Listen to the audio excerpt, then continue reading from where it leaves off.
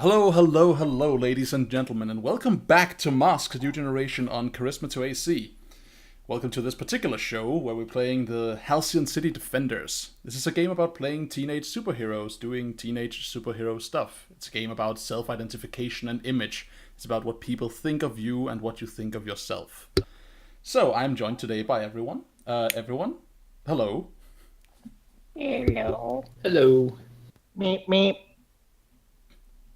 Delightful. And I, of course, have the... Let's do this thing.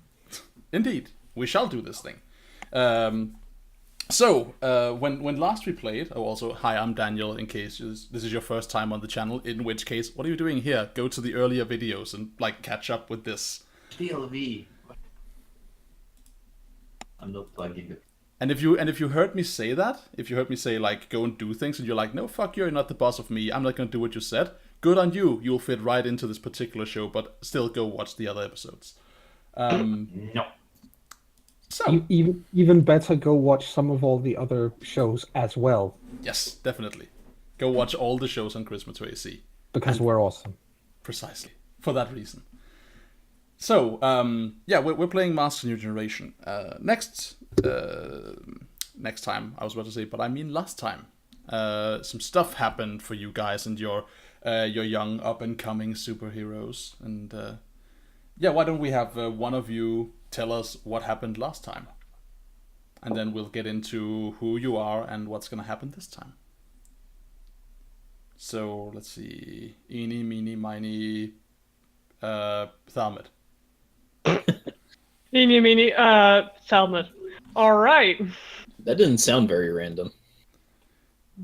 I mean, last time I can't be You helped. have been, I think you have been volunteered. Welcome to the army. voluntold. Yes. Last time we finished up rescuing my best friend Daniel Thornton. I unlocked a moment of truth and used it, and so did Joan's character Diamond. We found out a little bit more about Diamond. And there is also a money clone. If it didn't die. Yeah. It was at probably least could have died. it was at least abused rather badly by White Sparrow. And possibly left in there as everything went boom. That is. It was definitely left in there. Oh boy. Well, I mean, I didn't bring Money Clone. No. Yeah, we found a giant cloning facility in this. No, I think we lab. mentioned that we grabbed it when we parted out. It doesn't matter Actually- what we said. What matters is what we decide now. You can make the decision that one of you will have brought it or not. Since there are uncertainties in that regard. But yeah, that's correct. A giant cloning facility. By all means, continue. There is also an altercation between Diamond and Vigil, Yet where another one. Vigil was turned into a javelin. That's one way of putting it. Yeah. It worked. Stuff blew up. He wanted her to do something. And since he couldn't hit anything, she figured, I'll teach him how to hit stuff. True. I think that is what's called historical revisionism. But Yes, yes, it very much is. It very It's much called is. selective memory. And seeing as I am, in fact, a historian with a diploma to prove it from a pretty good university when it comes to that sort of thing, I have to say that historical revisionism, no thanks. I want that on a T-shirt, by the way. you completely missed an opportunity here to troll the shit out of every listener by being like, as I am an educated historian, I can tell you that historical revisionism is everywhere. Everything you know, made up by your local your local culture, whatever people are in charge right now. But the unfortunate truth is that most people by now wouldn't really be willing to listen to that anyway, Daniel, because they would just go, no, because I watched Gladiator, so I know what happened in ancient Rome. Let's get on with it. Tell me Wait, about your what? relationship with Gladiator, Joan. Wait, Gladiator really didn't happen? Should I'm we, confused. Should we just derail this conversation for the next 12 hours while you tell us? No, let's not, Can we please. please- I mean, So as you we, told me Please, 300 Daniel. didn't happen. Yes, I'm telling you that 300 did not happen in any way, shape, or form resembling what was in the movie. Well, shit, I'm done. I have to go review my life now. Are you not entertained? Oh, God. We are not amused. All right, so everyone, welcome to the show. Yes, as was correctly pointed out, you did indeed go underground. You found a cloning facility. You had some tussle down there, and some revelations were made. Why don't you remind us what those revelations were? Which one of us? You, because you talked first. Oh, when will I learn? Okay, Seth Rollins, please stop the laughter in the background. All right. What happened was we found Riley. Wasn't that what his name was? The scientist? Riley Newman.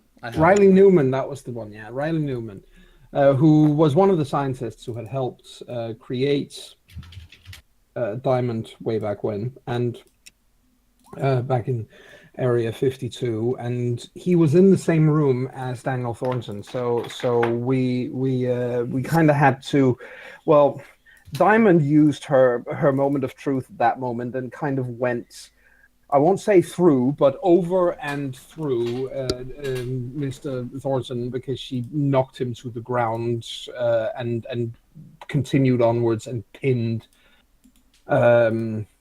Riley Newman to the ground and started demanding some answers from him in a very convincing kind of way. And he obligingly gave her the means to get this information, which showed her, to her undiluted horror, that she is in fact fully created. There is nothing human in her. She is well, quite frankly, she is a robot created to kill, and she broke her programming and escaped, which obviously has had some pretty severe impact on her emotional programming, because no, and so she's not in a terribly good state, to put it mildly. She saw some of the clones being released from the vats, and they were all pretending, or not pretending, they were all coded to believe that they were her, or that they were her family, that had, she had these memories implanted of having had a family, which obviously she never did. It was pretty much a nightmare scenario right then and there. So yeah, she was very happy to get out of that place and escape. All right, very cool. And of course, you also had a moment of truth from Nightshade, who pulled a stunt to stop a particular machine in the center of the laboratory from doing something icky. Yeah, Nightshade entered the big chemical machine and pretty much diluted or counteracted the Ares serum that was in there. And in doing so, realized that he has more power in his substance mimicry than he thought he had before. Which is sort of cool. Mm-hmm.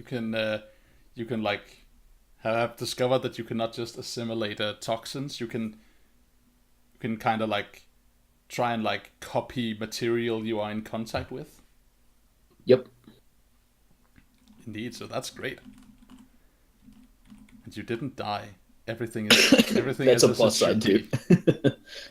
But yeah, so that is what happened last time. When we start, a little bit of time will have passed, following your break into this secure underground facility, and the chaos that was caused either by or by extension of your actions. And so when we come back on you, we'll get into what you're doing and what's going on around you.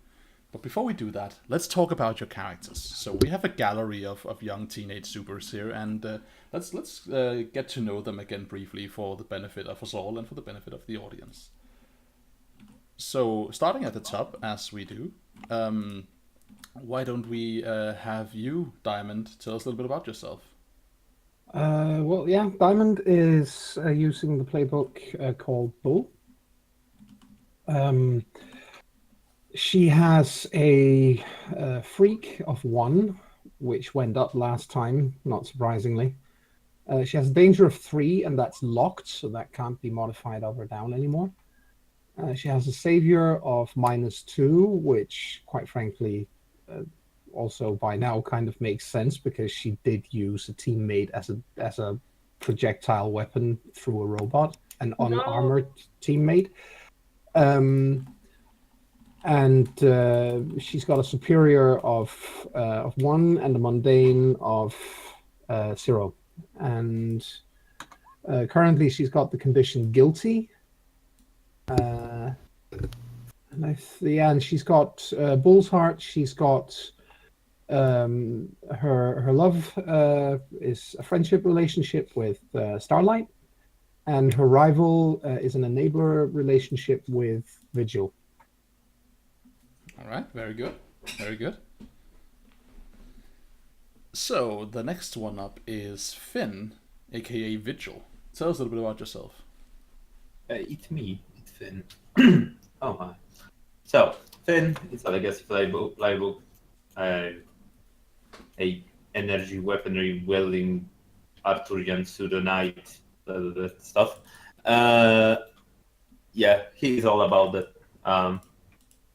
Living up to the expectation of his legacy. He has plenty condition marks today.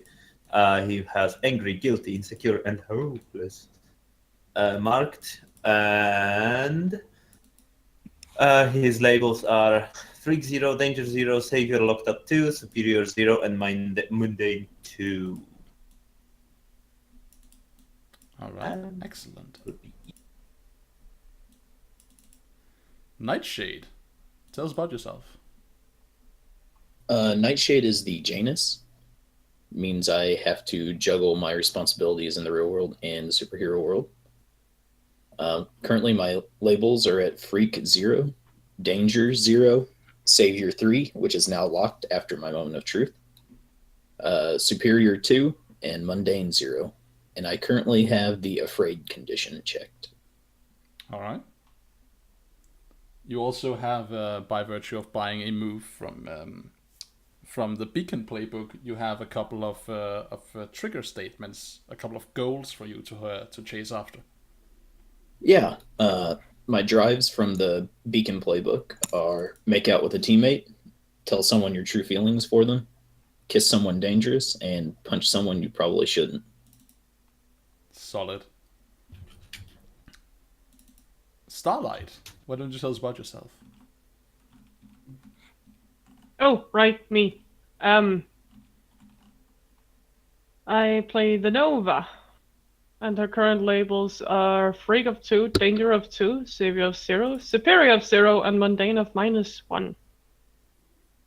She has 3 conditions: guilty, insecure, and hopeless. Because as you are. Of course. And she unlocked another move from another playbook. Yeah. What move did you pick? I picked Blow Off Steam. Cool. From the reformed playbook. Yeah. Why don't you tell us a little bit about what Blow Off Steam does? When you commit a misdemeanor or small, victimless, in situation quotes, crime, you may clear a condition of your choice. Very nice. So go out there and be a bad egg. Yeah, young teenage rebel. Start painting graffiti. Yeah, stuff like that. Like sabotaging police cars, spray painting mall shops. Yes, stuff like that. All right, cool. Dig it. isn't a particular direction for your character, which I'm very okay with. But last but certainly not least, White Sparrow.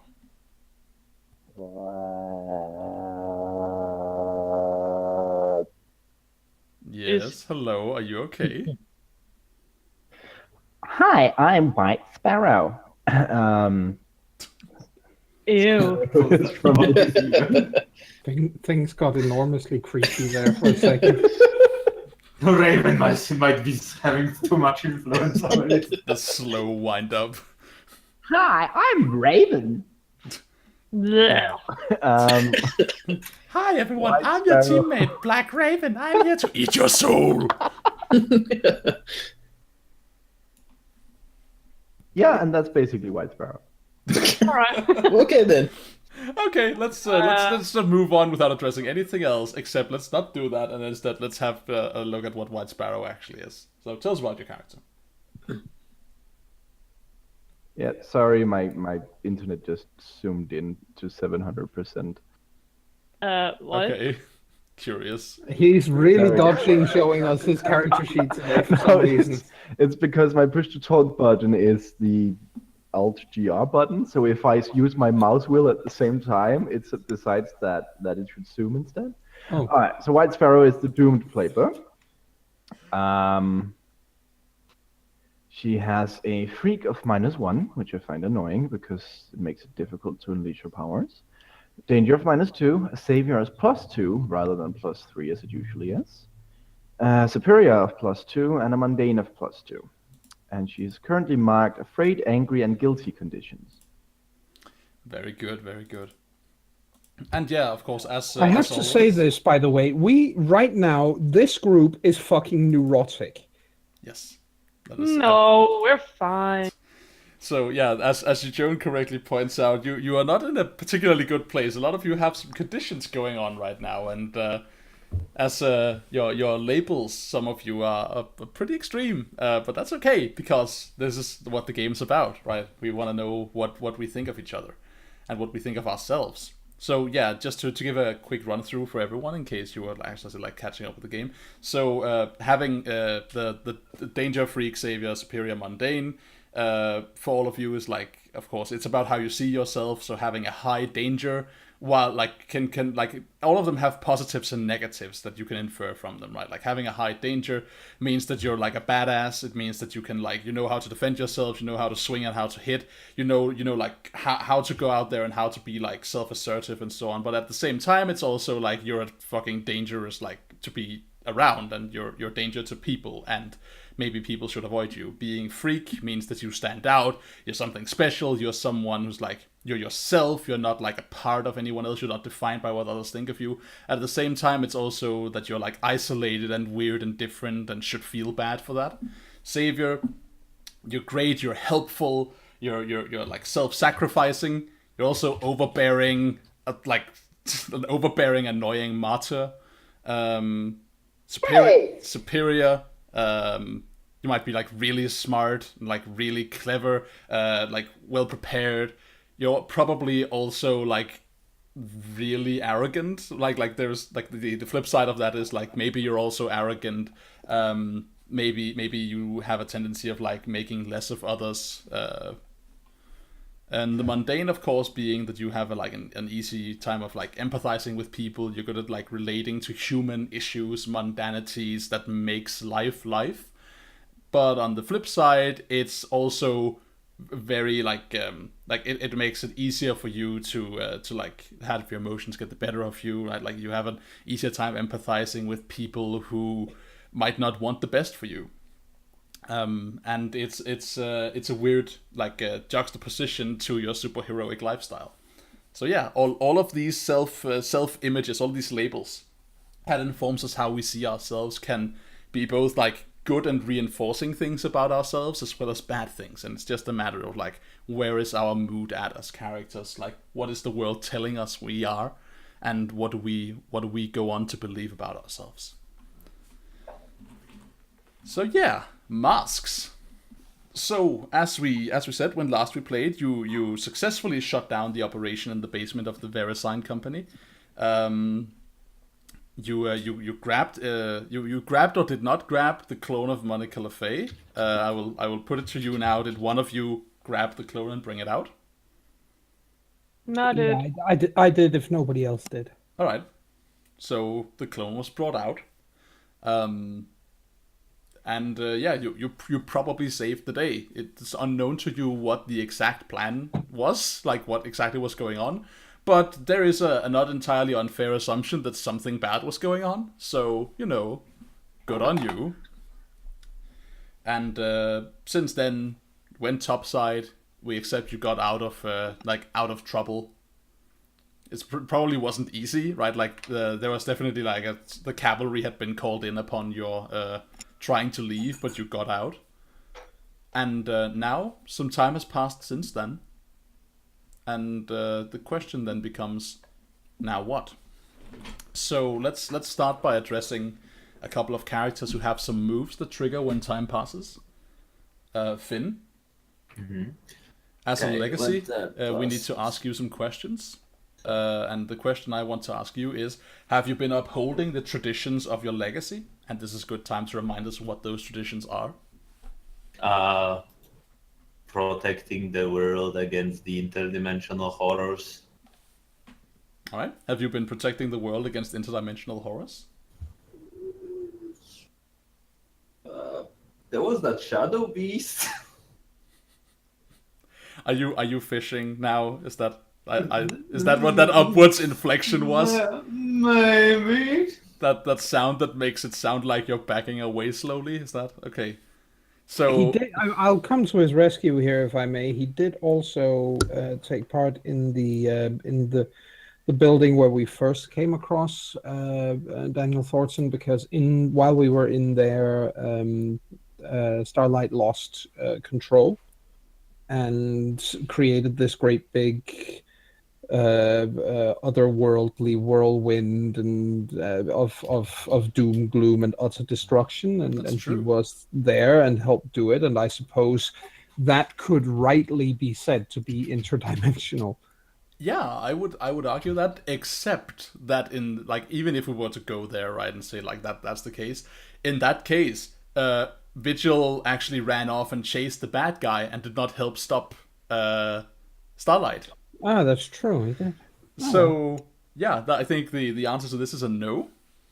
You have not been upholding the traditions of your legacy, especially because you also keep doing this superhero shtick. Like you're not back home observing the traditions, like participating in the rituals and keeping your distance from the normal people, right? Yeah, haven't been in the HQ for a while now.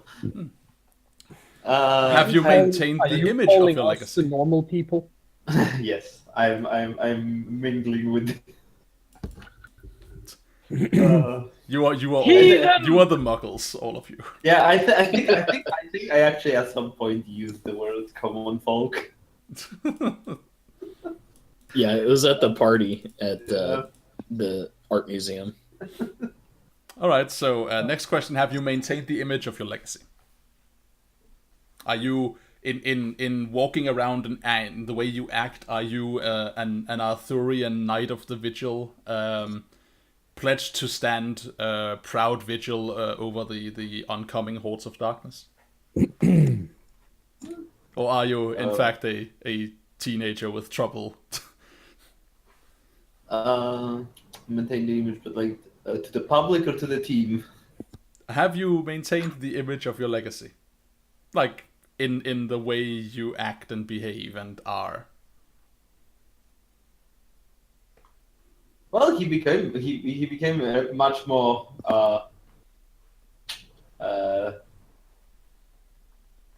much more stuck up. So yeah, it's kind of. Yeah, I would say actually Secretary is very in line with the Vigil. That's true. He did still Vigil at some point. I'm inclined to say. I'm glad to give you this, though there is like a gray zone there that I'm curious about, because the reason I would say maybe this is not a no is because you were arrested and just went along with it. And I don't know if that's a thing. Like, you tell me that. Let's clear this up, right?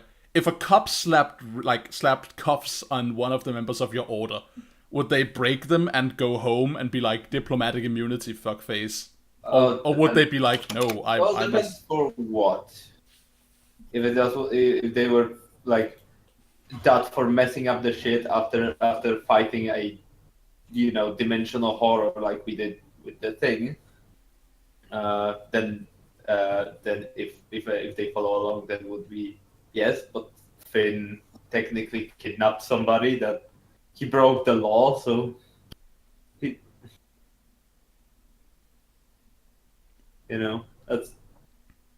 You cut out there for a moment. Sorry. That's kind of a gray zone here because like Finn did not actually. He didn't went to jail for causing shit while fighting evil. He unknowingly kidnapped somebody. All right. So- knowingly kidnapped somebody, didn't know that he didn't need kidnapping. So maybe this is wrong then. Like maybe this is also a no. You have not maintained the image of your legacy. And have you made other members of your legacy proud? No. Oh no. Not even your mother, who's trying to break away from the traditions of the legacy, have you in fact made proud. So it's a resounding no. Like it's a no so powerfully loud that it hits the wall on the other side of the room and echoes back. So roll with -3. Roll plus Savior -3. It is in fact no explosion. I enjoy. -3. Okay. Ooh. All right, there is a hard miss right there. So it's on a miss. Something you did stirred up the hornet's nest. Expect several members of your legacy to grab your shit. Wonderful. So I'm just because this team missed my family so much. Yeah, let's do it. Let's make a note here that several members of your legacy will meddle with your life. Lower in my bio, you have some members. You can pick from them. And that's... So Diamond's gonna beat up the vigil now. Yeah. The entire vigil. All right, Oh, cool. please let it be so. So here we go. Made a note of that. So thank you for that. Let's move on. The other character we has who has a move that triggers when time passes is our Janus. So Nightshade, why don't we have you roll and see what's up with your obligations? All right. Plus mundane. When time passes, roll plus mundane to see how you do with those. And you can actually take +1 on this one. Okay, I got a 9. All right, cool. So, on a 7 to 9, you've lapsed on one obligation. Your choice. What obligation have you lapsed on? It's probably not your social obligation. I mean, it's fair. It could be you saving Daniel. We have an easy time to see that as like, okay, you totally came through on your obligation, but it could be just like, I saved you, and then just fucking forsworn, left. Just left. So yeah, what do you think? I think he actually would probably spend time with Daniel, making sure he's okay. I'm thinking my job. All right. I haven't been into work in a couple of days. Very interesting. Very You interesting. have been fired. In actuality, I've never actually seen him work. No, we've not had No. a scene in his coffee shop yet. But yeah, okay. So you've lapsed on your job. That's a barista. Bad boy. What was the name? What was the name of that place again? Coffee Joe or something? Let's call it the Bean Juice. I don't remember what we called it. Did we give it a name? Moon Pound. No, Bean Juice. Nightshade. Moon Pound. Bean instead of juice. Starbucks. Bean Juice. What's the I name? like bean juice. Okay, put bean juice. Sounds kind of nasty. How do you spell it? Yeah. How do you spell it? Is it like a is it like just like straight up just like bean juice and like bent neon, or is it like some like newfangled like BENJYIZ or something? Like what is? Not bean deuce, Joan. Come on. It's an old lower cap. I thought it was good. What kind of place is it? Is it like a cool new place? Is it like a Joe and the Juice, or is it like Yeah. an old timey like come in and sit in I some think wooden you might furniture have and drink some problems coffee. relating to Joe and the Jews, considering it's a Danish chain. Well, Probably. in that case, they only hire attractive guys, as far as I remember. Or is it just attractive people? Attractive guys to begin with, and then the women started being annoyed. So now it's just attractive people. But I'm pretty sure that will change soon, because that's also kind of against everyone who looks plain. Yeah, plus, of course, they are not going to be able to continue to hire pretty people because there aren't that many pretty people in the country who will be willing to continue to put up with the bullshit working conditions they offer. Yeah. All right. All right. So now that we've successfully like cut off any chance of sponsorship from Joe and the Jews, but Masks RPG on like nerdy YouTube roleplay sponsored by Joe and the Jews. Nope, not gonna be a thing. So Nope. so close to that $1 million deal, but no, you had to go and ruin it. Yep. All right. Cool. So we know that your job has required attention that you've not been providing, and that'll come and have an effect. And come knocking. Fired. That's what happens when you don't show up and don't tell anyone why. You Look, get Yeah. that may be what happens in reality, but what kind of actual like consequence would that be if he has like less trouble because he didn't? No. He's fired and he can no longer afford underwear or other superhero stuffs. there is definitely a chance that he will be fired, but it's not. You're probably not being fired. It's something Oh different. my god. They called his mom. Oh no. I mean, definitely also that, but You've been slacking at work! so your boss called. He said you weren't in. What's As if happened? you were sick. What's happening to you? You used to be such a good boy. Yeah. Okay. So let's not get ahead of ourselves. Let's not steal our own thunder. All right. So we got that down. Then the other questions for me is what happened to the clone of Monica LeFay? Yeah, I know you took it out, and then what? Well, unless somebody else brings it, it's currently residing on the couch at the Richard M. Nixon Mall of Halcyon City. All right. Oh, So I thought about taking it to the hospital, but there's already a Monica LeFay, so I'm pretty sure there'll be questions. have you tried taking care of it? Like, is that yes, she would have. Of course, the problem being the only programming she's got is basic first aid. She doesn't know if there's if she's worse off than that. So hot dogs are not a source of food for it. No, but if she if she is unable to bring her around and get her conscious and so on within the first 24 hours, she's going to make an anonymous call to the nearest hospital and tell them that there is a severely injured woman X, Y, and Z place. She will have made this call through a proxy, and then she's going to make sure that Monica is where that is, or the money clone is where she's said, and then she's going to be watching from a safe distance somewhere up above or something to make sure that she gets picked up as a Jane Doe. All right, cool. So that's probably what wound up happening. And so you are now aware that this particular Jane Doe is residing in a nearby hospital. Yes. A hospital called what are hospitals called? Saint something of Mercy. Saint of Mercy. Saint Christopher of Mercy or something. The Snowflake Medical Center. She could be at the same one Starlight's mother is at. Yeah, what did we call that? Do you remember? Nope.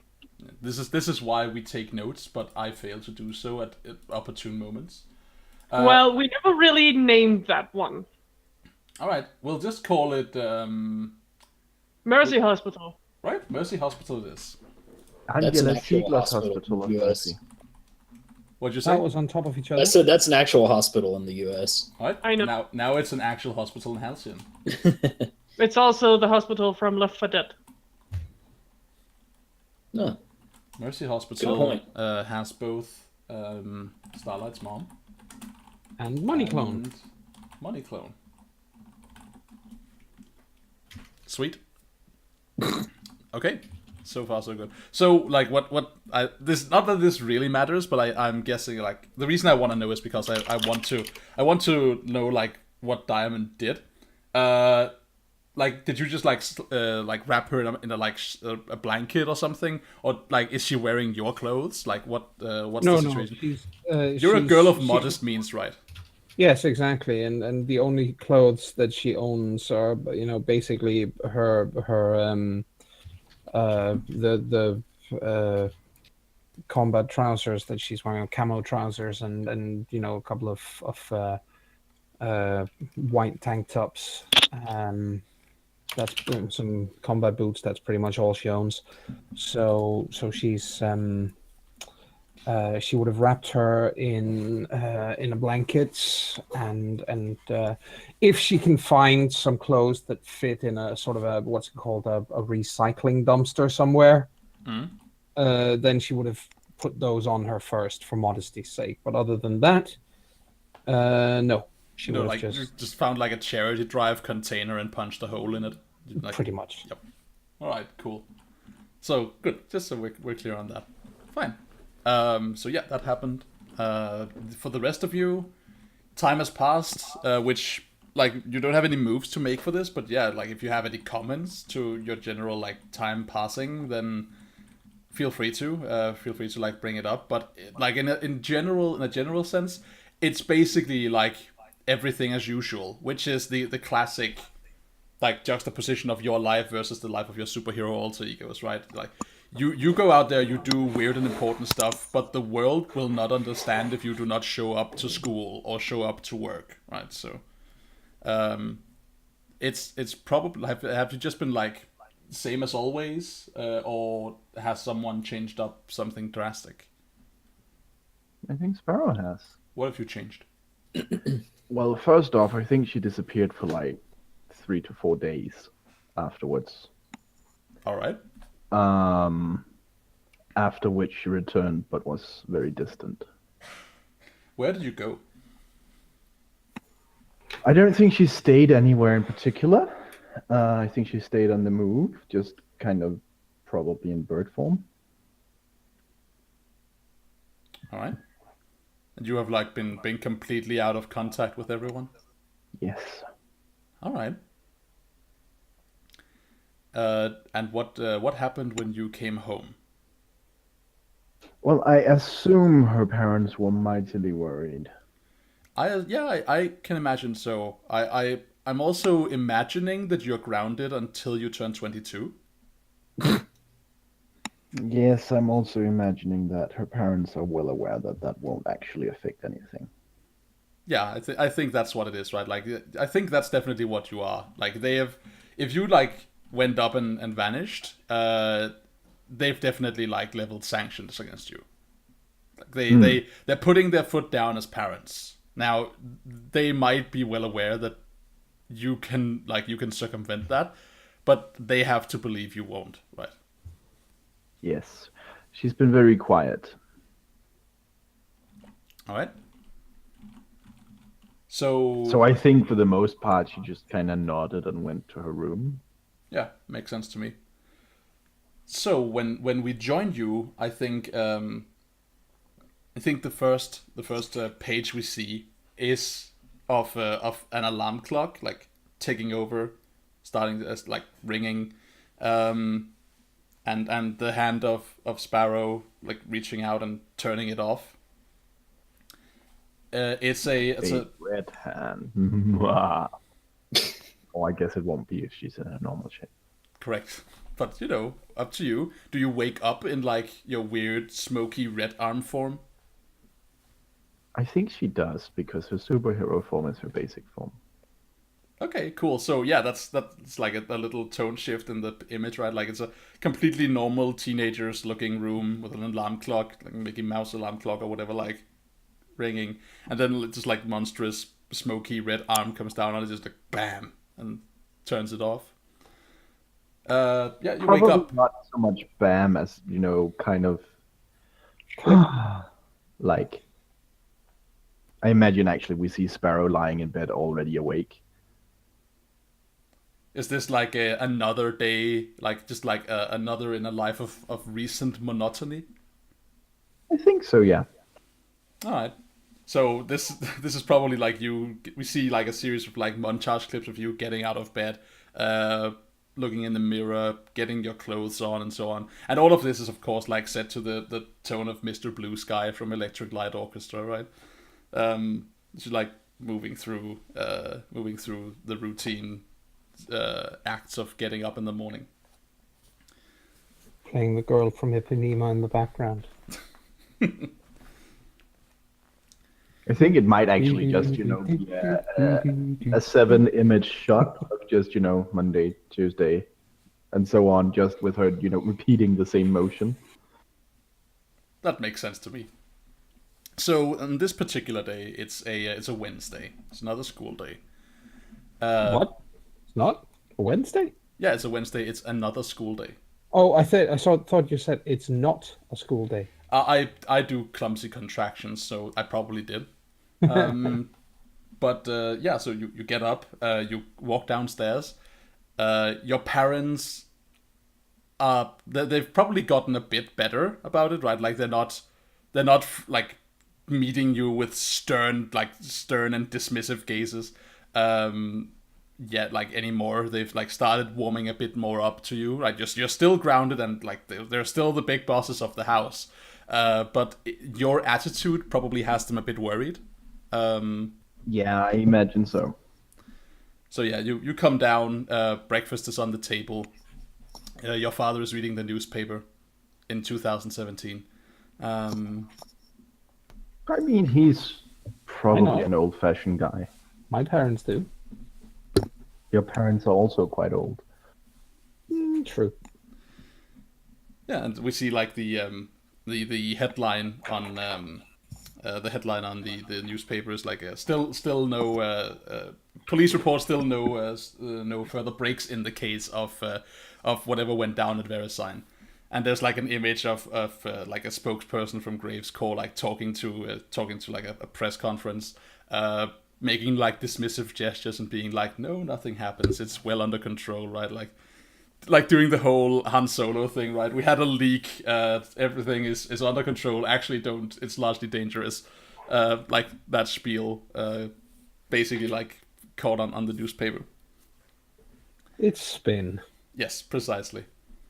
And yeah, your mom places like a dish of breakfast in front of you, and just like sits down and looks at you like nervously, like fingering a glass of orange juice. Yo, Mom! That was out of character. That's okay. I understand. You had to get that out. I know. God damn it. So, what do you do? Ladies and gentlemen of the viewing audience, if you hadn't, this is a service announcement. If you hadn't noticed, we're all a bunch of pervs. Gentleman by day, philosopher by night, pervert by choice, and rebel by fate. Yes. All right, so yeah, you sit there, and there's like this suffocating silence in the room, except for the like the muted sounds of like a radio turned to almost silence, and your father turning newspaper pages, making like a concerted effort to not make eye contact with you. And your mom seeming to like look at her drink. The house feels decidedly different. My cereal is very interesting to me right now. All my attention is on it. Is that the extent of what happens that morning, right? Like still long, prolonged silence until eventually you have to like go and catch a bus? I think unless they say something.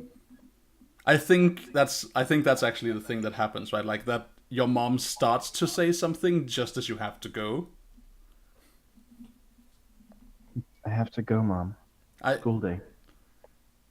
well, yeah, yes, I. You go along now.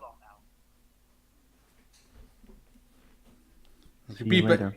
Remember to be back before 10. In the evening? You've not been able to leave the house without hearing that like every day from like for the past week. Yeah, that's not being grounded. That's a curfew. Yes. Yeah. I guess that's actually true. You're not being. Yep, that's true. I did say grounded. So you're definitely grounded. You don't have a curfew. You're grounded. So yeah, just remember to come straight on home. Right. See you later. She nods and like, bye, sweetie. And we cut to you like joining up with Nightshade on the way to school. Nightshade, what's reception been like at home recently? Because there was an unfortunate phone call just a couple of days ago. Yeah. I think for the most of the time that has passed, he's been with Daniel.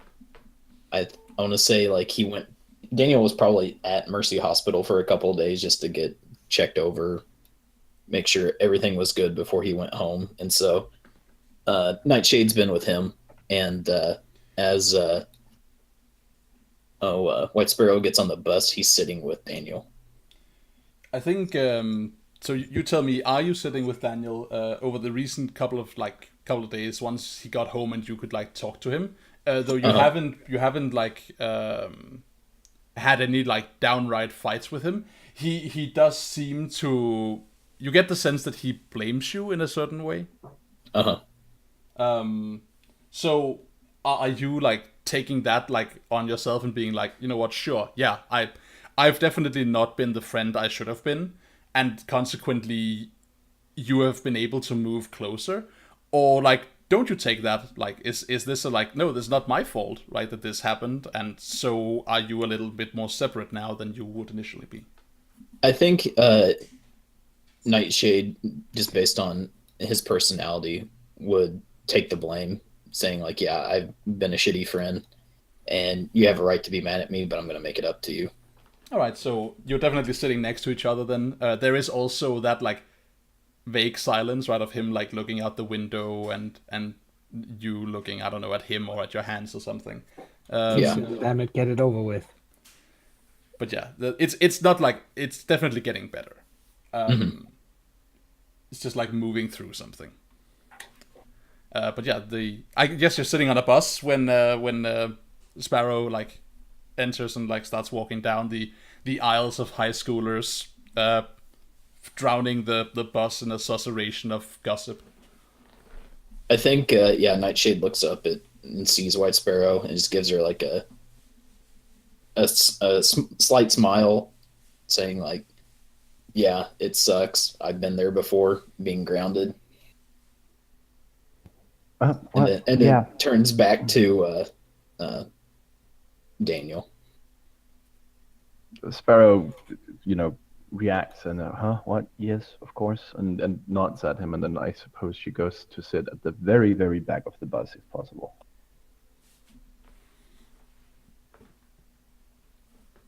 All right. Yep. So do you mean to say you take it, you distance yourself from them, or do you just mean to say you sit in the back of the bus? She distanced herself. Okay, so we see you like taking a seat that's like, there's obviously like there's an available seat like right across the center aisle from them, right? And you just like walk past it. How do you feel about that, Nightshade? This is not the first time in recent days this has happened. I think as she passes, like Nightshade looks over his shoulder and like has a concerned look on his face, but doesn't say anything. All right, you don't. Yeah, okay. So we see you like you take your seat. The bus drives on. Starts entering downtown. It stops at a bus stop, and a couple of more students get on. And occupying the seat next to you, Nightshade, sits a familiar person wearing a black short skirt and Hack the Planet T-shirt, a bunch of like differently colored arm bracelets, and her hair as neatly and deliberately like styled in a way to make it seem like she doesn't care at all about her appearance, even though she obviously does. Monica sits just next to you and just like smiles as if she's not like smiles a smile that is distinctly different from the general pressured attitude of your immediate surroundings. Mm-hmm. I think Nightshade or Aaron returns the smile, but at the same time has a flashback of her clone being in the facility, and then frowns really quickly after the smiling. So I think she catches your frown, and she's like, "What? Pop quiz?" Yeah. Just remembered something. Like, it wasn't very pleasant. Cranes her head back like, ugh, I cannot deal with any more bullshit in my life right now. God damn it. Are you doing okay, Monica? What, me? Yeah. I mean, I'm cool, disregarding for the moment that the fucking teacher's riding my ass. That's illegal. Ba-dum-shh. Ladies and gentlemen of the viewing audience, this is a service announcement. I rest my case. It's total bullshit too. I came to school one morning. We'd been drinking the night before, but that doesn't make me drunk in the morning, even if they can smell it on my breath. Do you remember anything from the previous night? You mean the night before that? Yeah. Yeah, sure. Me and a couple of buddies were out drinking. I mean, I messaged you, but you didn't pick up. Where were you? The no-show.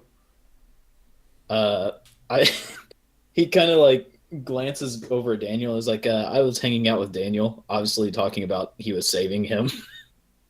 Yeah, so she leans over and she looks at looks at Daniel. She's like, "Hey, your friend's cute. Why did you bring him?" Maybe we will next time. I like hit Daniel on the shoulder. What do you say? Head to a party next time? He like shudders, like rips himself out of his stupor. He like looks to you. He's like, "What? I'm sorry. What?" Next time Monica has a party, you want to go? Yeah, he like leans over and looks at her. Like, yeah, sure. And she smiles and nods, and then like continues to look at you, Nightshade. Like she's obviously like looking more at you than him. Yeah. And smiling, like obviously like the way it's drawn, right? Like she's like sending you like an inviting smile, and generally like being pretty pleased about you being here and like the way you look and behave. Like she's into you, based on the way she's drawn. Probably also kind of happy that it seems to be a problem in Paradise since the other girl has sat at the back of the bus.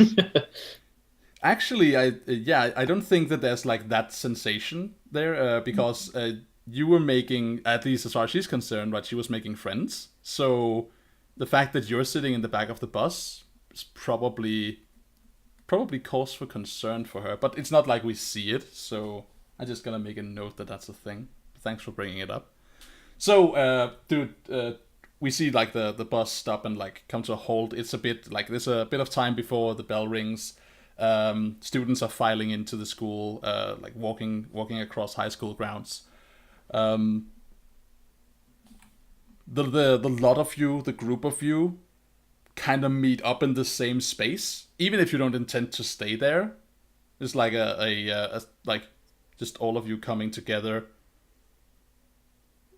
And in that moment where, I don't know, like Diamond is having a smoke, Finn is looking at something. I actually had kind of an image in mind for when we join her. Yeah, go on. Sort of, really up close on one of her, one half of her face, and she's frowning and looking really, really determined and sort of aggressive, and there's this text bubble from her going, "I have you now," and the next one is like, "You are not going to escape this time." And then the next picture we see is her holding a sewer rat by the tail, wearing her janitor's outfit. Yes, that is absolutely what it is. It's the yeah. So Of course it basically, is. when they see her, she's coming out from the school building, smoking a fag and holding a sewer rat by the tail. It's probably squirming. Sweet. Yeah, so we have a little fake out in the comic, a couple of panels devoted to a diamond fake out. And yeah, so we see you coming out of the building. We see, of course, the Nightshade and White Sparrow like get off the bus and enter the school grounds.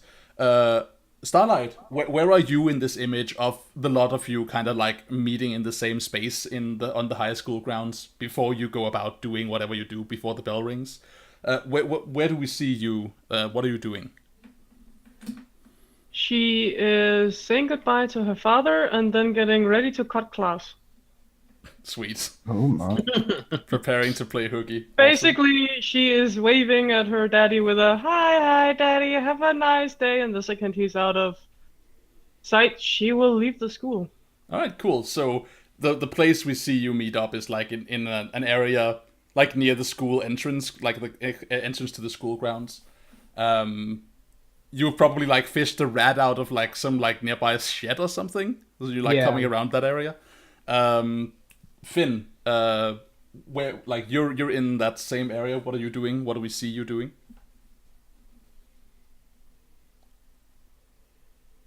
You're muted, I think. Yeah, no, I'm back. Yeah, I think we see Finn approaching, I think on foot, but he looks like he haven't been sleeping well, and he has like this, he's usually like pretty well kept, but this time he's like unshaven, his hair is ruffled, like probably he's wearing like a old-ish looking hoodie just thrown over himself. He may be smoking. Like legal age of smoking in the US is like 18. 18. Yeah. Yeah. He's probably like smoking.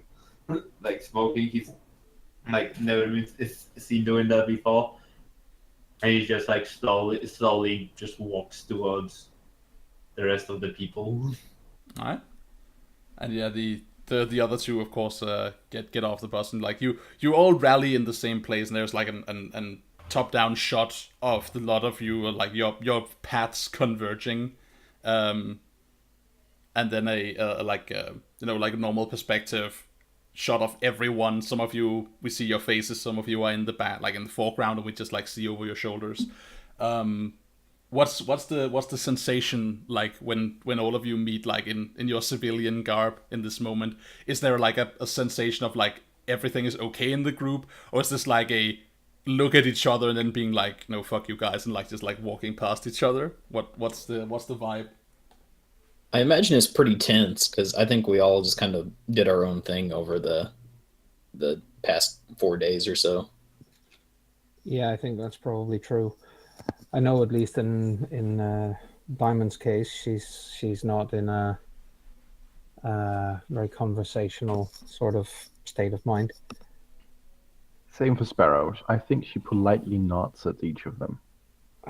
I think in particular when Mr. Disheveled over there arrives in the shape of what's his face, Vigil. She will look at the other and say, "I'm sorry. Please excuse me while I go get rid of the second biggest vermin in the school." Oh, how hilarious you are! And he just tosses like cigarette away, just on the ground, probably. Just so we see you like you throw the cigarette. It lands at the beheeled feet of one of your classmates, one of the popular girls in the school who looks down at it with distaste and then looks up at you with like a look of even further distaste and be like, could you not? Those things give you cancer, you know. Mind your own business, Morgan. Is her name Morgan? Yeah, that's It the is first now. first name that came to my mind. All right. Her name is Why Morgan. do you waste such a nice name for such a lousy person? Because even lousy person can have really nice names. Yep. It's one of the biggest mysteries of the world. Yeah. She should have been called Ashley. Oh, Morgan definitely hangs out with Ashley and Alexa. And Ashley. And Ashley. All right, so There's yes. a couple of candies and shit. So you throw like mind your own business. She's like, excuse me, no one was talking to you. And she's like, No one was "Stomp." talking to you. Why don't you move on? I don't know who you think you are, but maybe think twice before you come up in this business. All right? In case I need to remind you, because I certainly wouldn't remember if I was you, you're no one. Just remember that. Uh-huh. I just like roll my eyes at her. Yeah, just like The sorry. janitor looks over at her and says, "You know, when these kids need the approval of a wannabe beauty queen, I'm sure they'll ask you." I'm sorry, girls. Do you hear anything? I know I don't hear anyone either. At least no one worth She noticing. waves the rat in their direction. They don't. They're modern kids, right? They don't super care. They're more like, oh my god, fuck, screw this nobody and these nobodies. And they like start like turn on their heel and like pivot off. Like she walks around like flanked by the stank squad. Who gives like side eyes you and as they walk past, right, being like, "Bleh," and fucking like flipping you off. I think she makes sure to exhale smoke very forcefully in their direction, using all her super strength to make sure it reaches them. Hey, Danny. Hmm? How old are those girls? How old are you? 60. 60. It feels that old, but I'm pretty sure that bodily she's only 16 or 17. All right, so they're 16 or 17 and thereabout. So can they drive at this age? Yeah, I Get a think so. driver's license at Yes. 18. Does she have a car in the parking lot? No, she doesn't. She definitely because She has she's a not boyfriend that does. exactly precisely. She has a boyfriend who has a fucking like he's always wearing a football jersey. He probably drives like a fucking Chevy IROC or something bullshit like that. Of course he does. Starlight, you mess up the car, I mess up the boyfriend.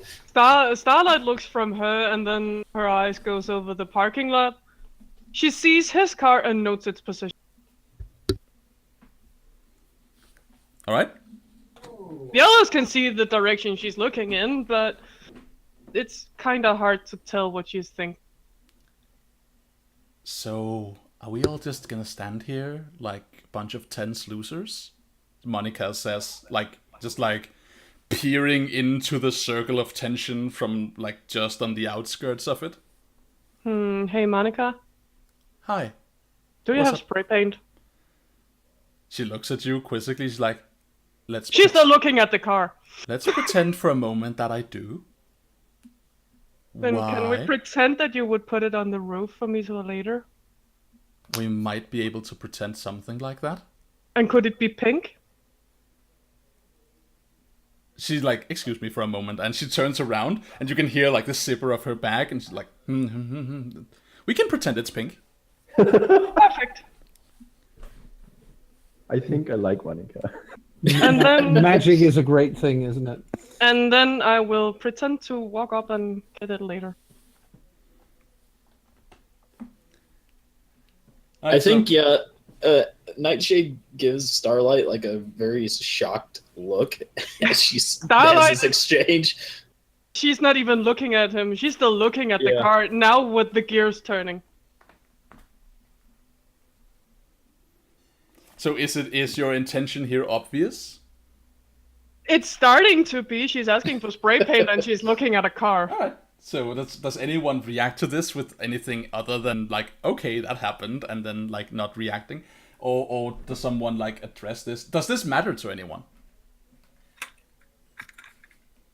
I think Rose, you do know that's like that's destroying someone else's property, right? Sure, it's no one. Not to mention it's illegal. I mean, I hate Morgan and the Skanks as much as anybody else, but No, it's only pretend. Pretend. Right, Like, give Monica? it- It's just pretend. I give a concerned look between both of them. Starlight is now looking at Monica. Well, it was just pretend, right, Monica? Monica shrugs. She's like, "Hey, I don't mind playing pretend, and I'm sure I have no clue what you're planning to do anyway." Right. Damn, girl, what's his name? What's Morgan's? His name is Josh. Of course it is. Of course it is. Josh, who drives a fucking Chevy IROC. Yes, and wears a football jersey. No, not even a jersey. He's wearing like a... Yeah, he's like wearing the... Is that what it's called? Like the jersey? Is that the jacket? Am I wrong? Yeah, jerseys Letterman are the jacket. team jerseys. Like a bomber, They- bomber jacket maybe. A Letterman jacket. Yes, that's the one. Yeah, so yeah, I mean, I don't know. I'm sure I have no idea if she's gonna deface Josh's car. I'm sure I wouldn't want to know. I would want to be there, but I... And she looks to you, she's like, to you, Nightshade, she's like, what?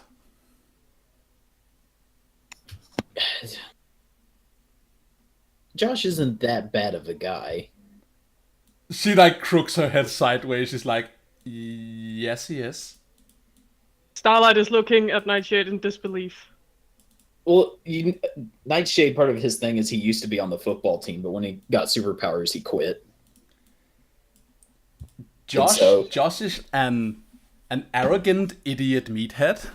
Uh-huh. And I'm pretty sure that joining him for study group in his car isn't a thing as much as he wants it to be. Josh is the biggest damned bully jock in the school. I caught him 2 days ago extorting money from a couple of freshmen, you know, their lunch money. He is that bad a guy. Yeah, you're right. I'd ask for the But red I don't too. think I'd think ask for the destroying red his too, but that would property- implicate Diamond.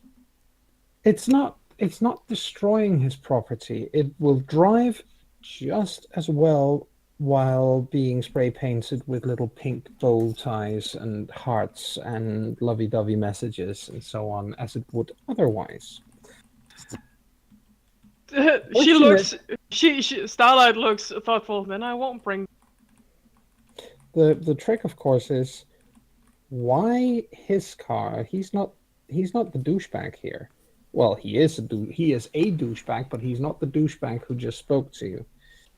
No, but she always sits in the passenger seat. Thought I'd upgrade that. All right. Just a little bit with a little nice glue and other stuff. Well chosen words. Yeah. I mean, everyone likes glitter. Are you sure you feel quite all right? Me? I've never been better. And then the bell rings and she leaves the school grounds.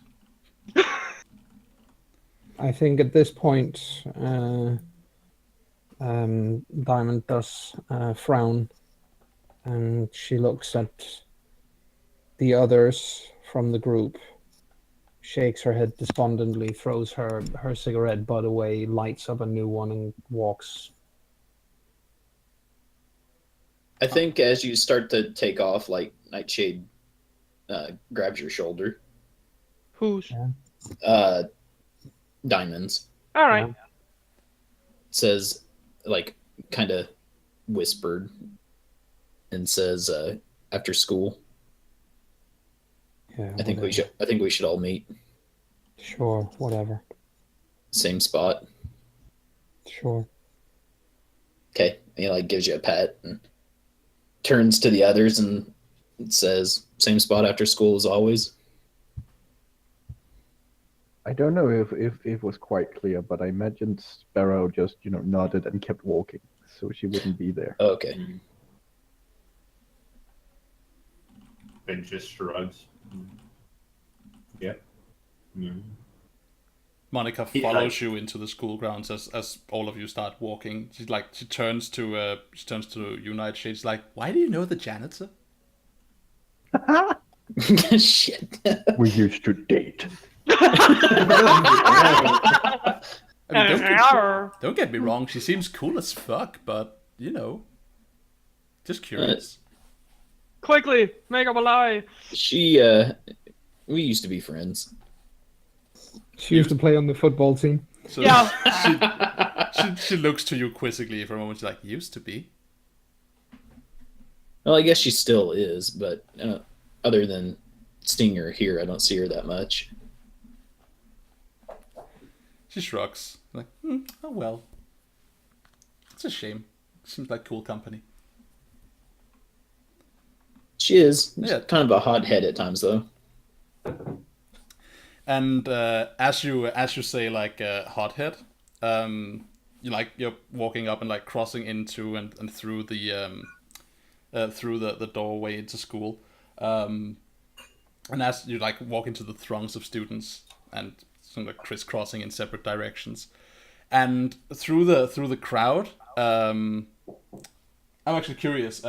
Like Vigil, how on point are you like right now? You seem kind of like slumped and messy and not really paying attention to anything. But are you present, or are you just like zombieing through your life? Oh, I suppose depends on the situation. Well, When you're in the river of pain, when you're in the high school hallways. oh well, he's like just flowing through, like not paying attention to anything, to anybody. It's like if he shoulders somebody on the way, like he doesn't give up. All right. So we see you like just walking through the hallway, like Monica and like she's keeping you in conversation, Nightshade. But we see like clearly painted in the shot is like very obvious to us that a boy in a Letterman jacket is like walking in an opposite direction to you guys, like coming on an intercept course, and as you like as the crowd like breaks and he walks past you, he like very deliberately spills like half a liter of OJ just like out on you, Vigil. Just like squashes it like into you and spills it everywhere, except on himself, of course. And there's like that kind of like stagger in the crowd as like this happens, and everyone's like, "Shit! Did someone just spill? Oh yeah! Oh shit! That's Josh, right?" As he looks at you, he's like, "Watch where you're going, twerp," and he just like walks past you, like, and he flashes you a grin that's like, you know what you did. He's like puts his hand on his before he passes him off. Yeah, you put your hand on him. He turns. He's like, "What? You want to do something?" Finn is like grabs his, like stands front to him.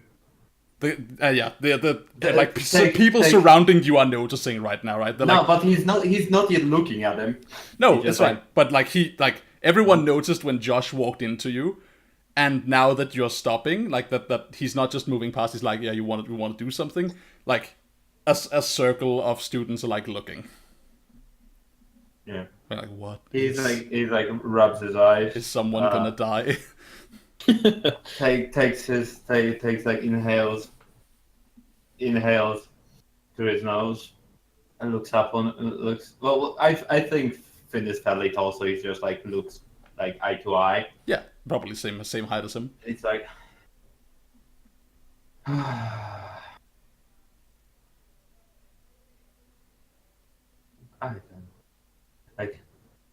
I have enough of this, and he just fucking headbutts him.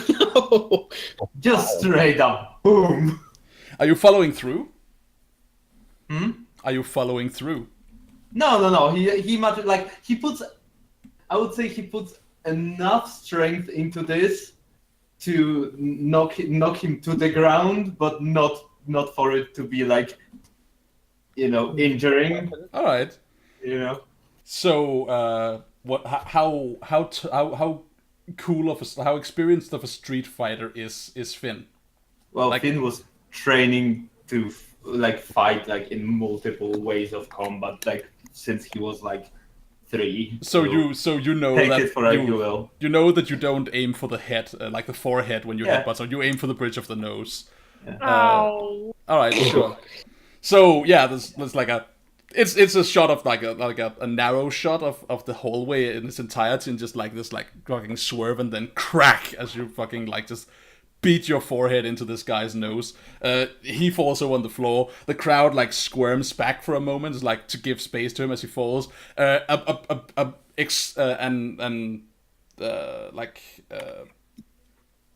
A sound carries through the crowd, so like whoa, and Josh like squirms, like picks himself up. He's like, what the fuck? Like groans in pain and in anger as he picks himself up, and then he's just on you, right? Like he woos for a second, and then his arms are up, and he's just coming at you, swinging. What do you do? Well, he probably just, he would like play around with him, just like dodge his punches, or like he would humiliate him. That's what he wants to do. Like, he still looks like mighty disinterested. He doesn't look he doesn't look angry or anything. He just looks like underslept and anything, and he probably just dodges a couple of his swings and haymakers. I think Nightshade also like pushes his way to the edge of that circle. That way he can see what's going on. Yeah. Yeah. And probably he would make try to lead the fight to humiliate the guy. Just make him seem like a swinging child. Are you like you've been trained to fight for a long time, right? So yeah. He's basically exercising his you can probably do this. Like, you can probably take this guy without using your powers.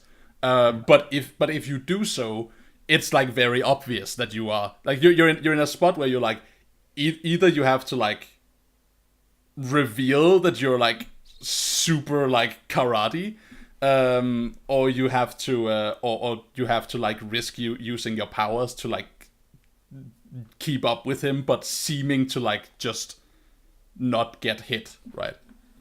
Like it's basically the way that, because it's not like this guy is a threat, right? The threat here is people looking. It would just look like the completely untrained person who tried to attack a martial artist. Yeah. He just probably like dodges or just throws him to the ground or something at some point. All right. Yeah. So you fucking. And he doesn't throw a punch or anything. Just like he takes swing after swing at you, failing to hit you. Some of his boys in the crowd, whenever one of you gets close to the crowd, like push you back in. It's the fucking blood sport vibe has caught on to the crowd of high schoolers, as they're like just like fight, and just like egging you on as he keeps missing you. And then he leans forward, he puts too much of a push into his lunge for you. You grab his arm, you flip him over, he careens through the air, he lands. Like goes ass over tea kettle, lands on the ground hard, and as he does so, in like the perfect culmination of shitty timing, you hear a cry, like a call over the crowd, being like, what is actually your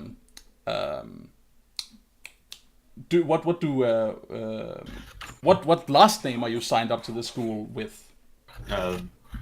Let's see my bio. When the teacher shouts, "Mr. Your name," what does she cry? Your name, Mr. Pendragon. Yeah, right. Like, it could be Pendragon. I would like. No, he's like probably Lovett, Lovett. Mr. Lowett. And like fucking moves through the crowd. It's like she's in her like late 40s. Her name is Mrs. Barnaby. She's like wearing a floral muumuu. Like walking through the crowd, like just like a ship breaking through ice. Just like galleon under full sails. Yes. I now know what a muumuu is. Just like breaches the crowd of students. She's like, "Mr. Lowett, explain yourself!" And like she like grabs you by the shoulder and like pulls you up as if you were about to punch him. Mm-hmm. He just looks at the I assume teacher or headmaster, I don't know. He looks like Josh was just trying to catch a fly, I think. You think this is a joke? Is this a joke to you, young man? You, Nope. in my Yeah. office, right now. The rest of you, go on! Go to your classes! Miss Barnaby, Yes, Mr. Fisher? you might want to ask Josh to go along too. Pretty sure he started it. Mr. Yeah, what the fuck is it? Mr. Jackson is not going anywhere except the school nurse. Like, she gestures to his broken nose. Well, don't you think it's a little unfair taking one side of the story and not the other? I'm pretty sure this situation speaks for itself. Go to your class. I am sad to see you standing there on the sidelines instead of helping break these two apart. I will have words with your family about this. Damn it. Finn's just thumbs upping behind her like, it's okay, buddy. Aaron's trying not to laugh. He's doing what? No, Trying not I'm to just laugh. Yeah. Why? Finn, like, if Finn's you giving him a turn- thumbs up. Finn, yeah, I can't hear what you're saying. Yeah, but- sorry. It's basically like when she turned to Night Shift just to talk to him, and said oh, I will call your family too because you didn't break them apart. And Finn is behind her, just thumbs up in the air, being like, sorry, buddy. Got you in trouble. Best friends. I'm out. Cool. Holla, holla, holla. Yeah. All right. So we like as Finn, you get like shooed on to Miss Barnaby's office, and the rest of the throng of students start moving in respectively the direction of their classrooms and the direction of the school nurse. We fade out from the school, and we take our first break. And then when we come back, we will see what follows from this. So, dear viewing audience, we'll be right back with more stuff. But yeah, we'll take a 5-minute break.